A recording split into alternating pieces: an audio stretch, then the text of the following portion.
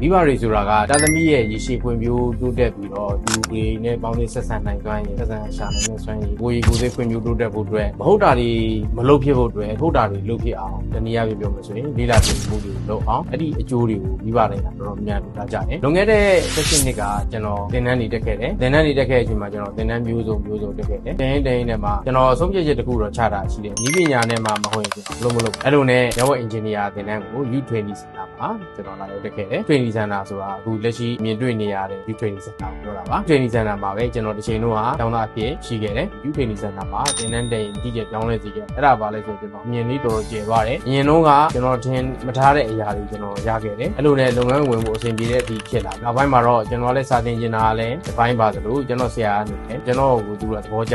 တဲ့အခါကျတော့ U20 Center မှာလည်းစာပြန်တင်မလားဆိုပြီးတော့ကျွန်တော်ဖိတ်ခေါ်တဲ့အချိန်မှာတကယ်ပဲကျွန်တော်လည်းလူလိုလားကိုလုပ်မယ်ဆရာကျွန်တော်လားစာဘယ်လောက်ပဲရကျွန်တော်လုပ်ကိုင်တယ်အဲ့ဒီချိန်ကနေစပြီးတော့ဒီနေ့ဒီချိန်ဒီဆရာအဖြစ်လုပ်ကိုင်ခဲ့တယ် IT နဲ့ပတ်သက်ပြီးတော့လုပ်ငန်းဝင်နိုင်အောင်ကျောင်းသူကျောင်းသားမြောက်များစွာကိုဝေထုတ်ပေးနေခဲ့တာကျွန်တော်15နှစ်ငယ်ပြီဖြစ်ပါတယ်ဒီအတွက်ကြောင့်ဒီဗီဒီယိုကြည့်နေတဲ့မိခင်တွေလည်း IT နည်းပညာနဲ့လုပ်ကိုင်နေတယ်ကိုယ်ဖွံ့ဖြိုးတိုးတက်စေခြင်းနဲ့မိတ်ဆွေအပေါင်းအသင်းကောင်းတွေလိုချင်တဲ့နေရာကောင်းတစ်ခုမှရချင်တယ်ဆိုရင်တော့ကျွန်တော်တို့ U20 Center မှာ SNE ANE CCNE တန်းတွေကို join မှာပြီးရင်လုပ်ငန်းဝင်ဝင်ရောက်ပါIT နည်းပညာနဲ့ငယ်ရွယ်စဉ်အချိန်ကအတွင်းမှာပဲဝင်ရောက်ပြီးတော့လုပ်ကိုင်နေမှာဖြစ်ပါတယ်ပညာရေးနဲ့လုပ်ကိုင်တာပြီးပါတယ်ဒါဖြစ်တယ်